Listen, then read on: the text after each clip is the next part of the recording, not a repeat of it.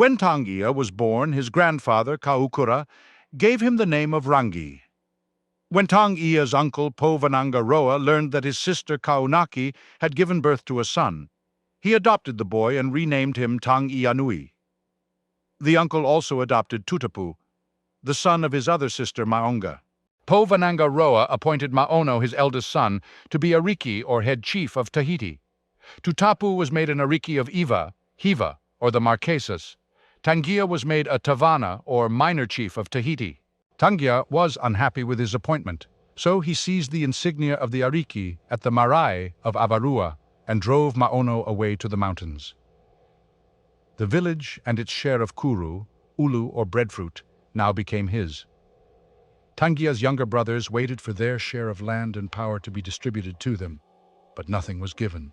Dissension also arose between Tangiia and Tutapu over a stream, Vai Iria, a sacred stream of Tangia's. When Tutapu bathed in this stream, Tangiia attacked him. Tangia's teeth were broken and the plumes of the people of Avaiki were trampled. The two cousins also fought over rights to two sea creatures, the Rarotonga, white-finned shark, and the Onu, turtle. Tutapu insisted that when a shark was killed, the head belonged to him, while the tail was for Tangiia. Tangiia disagreed, and the two cousins separated. Tutapu returned to Iva, while Tangiia went to Mauke in the Cook Islands to visit two sisters, Puatara and Mo'otuma, the daughters of Tata Uru Ariki and his wife Tepuaranga Uta. Tangiia arrived in the district of Utaki, where a kotu, sacred meeting place, named Rangi Manuka is located. He looked for the two sisters and found them beating bark cloth. He composed a love song to them and slept with them before returning to Tahiti. In Tahiti, Rakanui, his sister, asked him if he had taken the kuru, breadfruit tribute, not knowing that Tutapu had taken it to Iva. Tangiia got angry and snatched a portion of the turtle from the hand of his sister's husband, Ma. An ill feeling arose between Tangiia and Ma. Rakanui took a canoe named Kaioi and departed with Ma for the island of Huahine. Tangiia now dwelt in Tahiti for some years, until he decided to outfit a canoe named Tunamoe Vai, a name given by his grandfather, Kaukura. After the canoe was ready, Tangiia named it Takipu. Later it was renamed Takitumu, and then visited Avaiki and many other islands. On his return to Tahiti, he sent Tino Rere to Mauke to get his children by the two sisters Puatara and Mo'otuma. When Tangiia returned to Tahiti from his voyages, he found Tutapu had arrived from Iva to make war, and to secure the celebrated weapon named Te Amio Enua from Povanangaroa and the Rarotonga, a tribute of some kind, perhaps human sacrifice, which in Tahiti was called Te Ave Roroa, the long-legged fish. But Tangiia refused to give up the weapon and the two fish. Tutapu then demanded the Rarakuru, breadfruit tribute, and this Tangiia conceded in order to pacify his brother. But Tutapu was not satisfied, and a war broke out. Tutapu and his army retired to Tautira, and Tangiia and his army went to Punaauia. Tutapu was winning the war, so Tangiia gathered his people, prepared a canoe, and launched it, placing on board all their property, including the gods Tonga Iti, Rongo Matane, Ruanuku, Tu, and Tangaroa, along with the chief's seat named Kai Aunga. Two of the gods had been taken by Tutapu, Rongo Mauenga, and Marumamau. Once his canoe was anchored offshore as a means of escape, Tangiia went to fight with Tutapu again.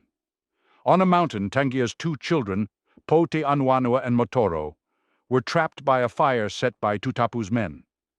Po Te Anuanua was burned to death. The goddess Takura descended on a southeast wind, placed a cloak over Motoro, and took him to Manaya, southern Cook Islands, where he was deified. After the disappearance of his sons, Tangiia fled to his canoe and for some time gazed at the burning land and lamented his losses. Two of Tangiia's men were sent back to get a wreath and some red berries and a certain white tapa used at the marae. They also stole the god Ronga Mawenga from Tutapu. To get this god back, Tutapu pursued Tangiia relentlessly over the seas. Tangiia sailed west to Avaiki, the ancestral homeland, still lamenting the loss of his children and his home. His chief warrior and navigator was Pai, to whom he gave the name Te Vao Ariki.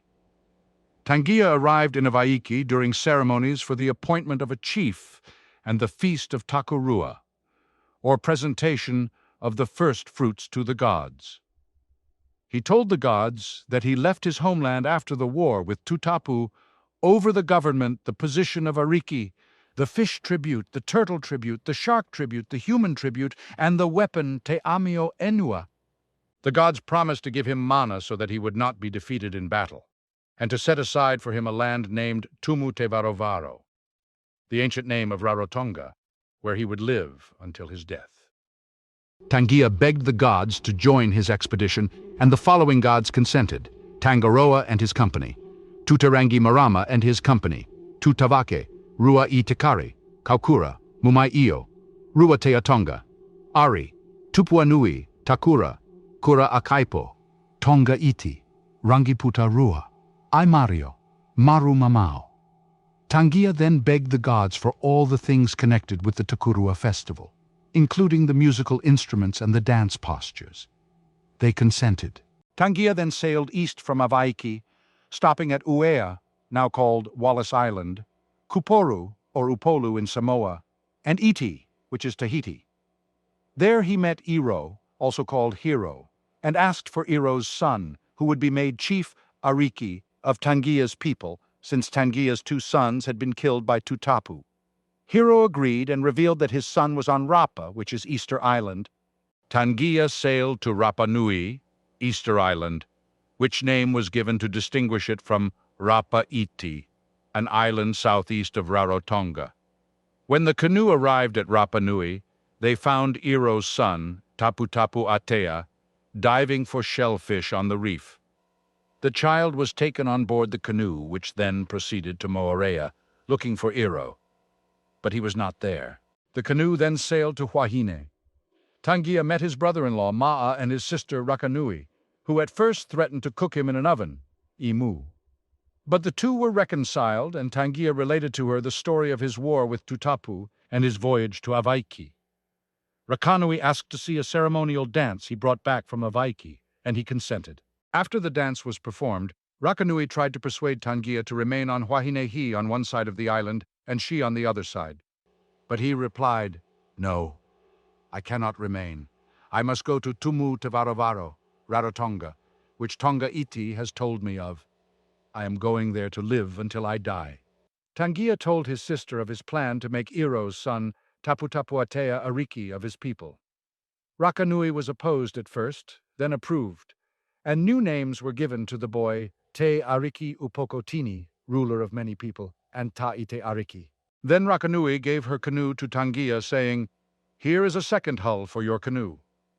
When this canoe, named Kaioi, was delivered to him, it was taken to the seashore and joined to Tangiia's canoe to make a purua, or double-hulled canoe. The work was completed by the navigator Tamarua Pai. Then all of Rakanui's property was taken on board, and Rakanui, her husband Ma'a, and their children joined Tangiia's party. For his work in joining the 2 canoes, Pai received the name Purua. News was received that Tutapu was near, so the expedition left Huahine for Porapora. When it arrived there, the expedition began a ceremony to consecrate Iro's son as Ariki. But before the scarlet-feathered belt was girded on, Tutapu arrived. The expedition left Bora Bora and sailed for Rangiatia, also called Raiatia, where Tangiia's canoe and Tutapu's canoe coasted along together. Those on Tutapu's canoe shouted, "Give up my god! Give up my god!" The god Rongo Mawenga, taken from Tutapu in Tahiti. Then night fell, and a gust of wind arose. The canoes were hidden from each other and went their separate ways. Tangiia now returned to Iti, Tahiti. On arrival, all hands were ordered ashore, the better to count the crew and passengers. 200 men were assigned to the Katea, the main hull, and the women and children were assigned to the Ama, the other hull. Then the expedition visited many islands, even those islands toward the rising sun, exalting the fame of the canoe now called Takipu and later renamed Takitumu. At an island called Maketu, Mauke in the southern Cook Islands, or one of the Tuamotus, or Me'etia in the Society Islands, they met the chief Karika, who hailed from Manua Island in Samoa. On sighting a canoe, two of Tangia's men climbed the mast to identify it.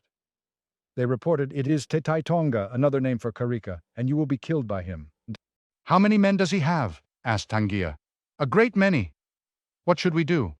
"You must give up the rangi a, the red feathers you are wearing on your head. That is, acknowledge Karika's supremacy." Soon Karika's vessel drew up to Tangia's, and Karika boarded Tangia's canoe. Tangiia had already sent below all the able-bodied men, leaving none but slaves, children, and the decrepit on the deck of the vessel, so that Karika might not see how many men he had. Tuiti and Nukuakiroto now urged, "Give up your rangi." So Tangiia took the red plume from his head and was about to hand it to Karika, when Poteari, who opposed giving the chieftainship to Karika, rushed up and knocked it out of Karika's hand and climbed up the mast and placed it on his own head. Then the navigator Pai rushed after Poteara and knocked red plume off his head. When it fell down, Pai seized it, and the fighting began. It was like a north wind and a south wind fighting for supremacy. Tangia's men gained the upper hand, and his canoe began to tow Karika's canoe from Maketu to Maiao. So Karika decided to make peace with Tangiia and gave him his daughter Mokoroa ki Aitu in marriage. Then the canoes separated. Tangiia asked Karika, "Where is Rarotonga?" Pointing, Karika said, "There," and described the course downwind toward the south, literally Rarotonga. The vessels now separated, Karika going his way and Tangiia his way. But Tangiia missed his mark and reached the Southern Ocean, where he encountered great waves and currents. Tangiia thought, "This is the Tai Ruakoko, place of monstrous waves." From there the vessel turned north and came upon Rarotonga, which was named after Karika's direction to the island. The island remained Tangia's home until he died. Tangiia landed on the east side of the island, and after entering the channel through the reef, the crew took the rope named Teka ki Avaiki to fasten the canoe to the Kaoa, or coral reef, and hence the name of that place is Te Kaoa. He then named the sandy point Te Onipoto, and going inland, constructed the marae named Te Miromiro to sanctify the land. The marae was dedicated to Tonga Iti. Parauatoi was appointed the Purapura, or guardian priest. Tangiia named the channel in the reef Avarao or Avatapu, being the way to Avaiki. The anchor was then pulled up and the vessel hauled on shore. Here another marae was built. It was named Iti Akarawa and was dedicated to the god Marumamao. After securing the vessel, the expedition went inland and built the marae named Itianga Tera. Kainuku was appointed the priest. On the completion of this marae, the expedition came down to the shore and built a house which was named Mata Enua, looking for land. Nukuakiroto was appointed guardian. This camp was at Tuna Arangi before the party built permanent houses. Tane Korea, who was descended from one of the original settlers of Rarotonga, was found inland at Roka with his two daughters named Vai Tenui and Ata Teporoa. Tangiia asked Tane, "Are those girls your daughters?" Tane replied, "They are. I will take them as wives for myself." He brought his family to Tauvai and dwelt there. Sometime after Tangia's arrival at Rarotonga, the Samoan chief Karika landed at the reef opening named A. He built a fort of coral named A-Rei-Ao and settled there.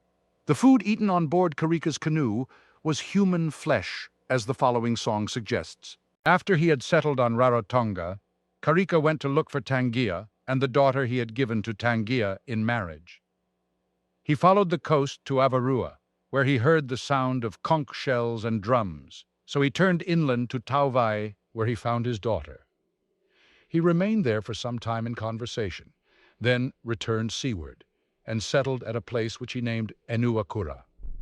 Before he left, Tangiia gave him a conch shell and a drum. The conch shell was the puura. Sometime after the arrival of Karika at Rarotonga, Tutapu landed at Avarua. He killed Parau. Two uncles of Tangiia, Ue and Tautenga, came to Tauvai to tell Tangiia of Tutapu's arrival and of the killing of Parau. Tangiia ordered some food cooked, but the two men refused it, saying they planned to return at once to Tutapu's camp. "Oh, why are you in such a hurry?" "For fear we should be seen here." Tangiia lamented their departure, but they told him, "Don't regret our departure. We shall do our part. You won't be defeated." Later, these two uncles deceived some of Tutapu's forces into returning to Eva by telling them Tutapu's warriors had all been killed. Before the fighting began, Tangiia sent his brother Q and his sister Rakanui to Tahiti to get a prophecy from their father, Polynesian, about the outcome of the imminent war. The old blind man instructed them to set up one cluster of pandanus leaves at the bow of their canoe and one at the stern, the one on the bow to stand for Tangiia and the one on the stern to stand for Tutapu. The cluster that fell would foretell the defeat of the man it represented. On the voyage back to Rarotonga, the pandanus leaves at the stern fell a sign that Tutapu would be defeated. The fighting continued until Tangia's forces gained the upper hand and drove Tutapu's forces from Avarua to the east end of the island. Many died. Because Karika assisted Tangiia and helped defeat Tutapu, certain functions of government were eventually turned over to him. At Oroiti, Tangiia overtook Tutapu and called out to Rongomatani, "Let our fishing be successful." Tutapu struck at Tangiia and cut off the little finger of the left hand. Tangiia sucked the blood into his mouth and blew it out into Tutapu's face, blinding him. Then he struck Tutapu with his toko toki, a battle axe, and wounded him in the leg, the blow shattering the rock beneath Tutapu's feet. This blow caused the putiki to fall from Tutapu. Tutapu now fled with two daughters of Tangiia, Teraiti Ariki and Puangaterangi, as hostages. After a short distance, his breath failed, so the place is known as Oroiti. Tangiia pursued Tutapu up a stream. Tutapu's A, or necklet, named Katu, fell off. As Tutapu climbed up the course of the stream, he was dripping blood. The place where a spur comes down from a ridge into the main stream is called Araike Toto, Path of Falling Blood. Tutapu called back, "O Tangiia, let me live! Why should I spare you? Didn't I abandon my home in Tahiti to you, my relentless pursuer?" Tutapu now laid down in the water to hide his face from Tangia's tokotoko, spear or club. Tangiia followed him, and seizing his head, turned his face up and scooped out his eyeballs and swallowed them. The gods of the sky called down, "O Tangiia, you are an Ariki who eats in haste." He screamed, "O my gods, I am indeed a hasty eater. Why did he relentlessly pursue me? My patience is exhausted. I abandoned my home in Tahiti to him and departed without protest over the great ocean. Why should I spare him now?" They took the body of Tutapu and carried it down to the shore to the district of Aroko, onto the bare rocks at Waitangi and Ioi, that is, at Arakuo. Here they proceeded to cook the body, but found that it would not cook in that place. It was then taken to Avarua, where they were joined by Karika and his army, who were carrying the god Marumamau and some dead bodies. This was the occasion when Karika took possession of this god Marumamau, and Tangiia and his forces plundered the rest of Tutapu's property. When they got to Kiiki, the god Marumamau was uncovered and displayed, and the Kiiki, or wreath, was thrown away, hence the name of the place. From that place they went to Avarua again, then to Tauai, then to Kauariki Rangi. Here Anu, who was the god Tonga Iti, asked Tangiia, "Why doesn't Tutapu's body cook? Have you lifted the kapu on your child and your elder Tupa on account of the one he slew?" Tangiia replied, "I have not." "Lift the kapu on your child and your elder, then you will be able to cook the body." Now Taivananga, a priest, took a raukava, kava leaf, and struck the body of Tutapu, uttering the proper karakia, incantation, at the same time. Then he struck Tangiia with the raukava and put it in Tangia's mouth, reciting the karakia. On completion of these proceedings, all was Noah, or free from tapu, so men were ordered to collect firewood, which consisted of popokuru, poponatai, katiara, and kakava atua. So these were brought and the body cooked successfully this time, and hence the place was named Ta'ana. The body was taken to the marae named Kura Angi, and there eaten. After the feast had been consumed, Tangiia assembled all Ngati Tangiia, his tribe, and addressed the tribe on that same day. This is what was decreed to the priests and all the tribe. Man is sacred. No man is to be slain. The whole of the land is to be divided up from one side of the island to the other. The people must increase greatly in numbers, so the land might be filled. Then he said, If a large fleet comes here in peace, let them land. A fleet that comes armed for war, let their heads be cut off with the tokotoko. Here ends the history of Tangiia, a man who played an important part in Polynesian history and ended by becoming a god. The narrative traces Tangia's 27 generations of descendants down to the time when this story was recorded. These are the legs of the journey and their mileage as estimated by S. Percy Smith. These figures are the distances between each destination in a straight line. The actual distances traveled would have been undoubtedly longer, as voyaging vessels did not sail in straight lines, but rather sailed in paths determined by wind and current. Tahiti to Maukei, 480 miles. Maukei to Tahiti, 480 miles. Tahiti to Savaii, Samoa, 1320 miles. Back to Tahiti, 1320 miles. Tahiti to Samoa and Avaiki, to Savaii, 1380 miles. Uea to Upolu, 270 miles. Upolu to Wea and back 540 miles. Upolu to Fiji, Lau Islands, 480 miles. Fiji to Easter Island, 4,200 miles. Easter Island to Moorea Island, 2,400 miles. Moorea to Huahine and Porapora, 150 miles. Porapora to Fiji, 1,680 miles. Fiji to Paumotu Islands, 2,400 miles. Paumotu to Taha'a Island, 720 miles. Taha'a to Rarotonga, 540 miles, which comes out to about 18,360 miles in total. This has been the abridged translation of the story. Some parts, such as songs and minor details, have been omitted because of the cost of production and for the sake of runtime. We hope to produce a more complete version of this video and a companion video in which the story is retold in its native tongue. Thank you for watching. We hope you enjoyed learning about these great personages and their wondrous voyaging across the Pacific. If you want to help this project continue, please consider subscribing, liking the video and commenting as well as sharing it. With your help, we can continue to show the world the amazing history of the Pacific and help it gain recognition as one of the most spectacular chapters in human history.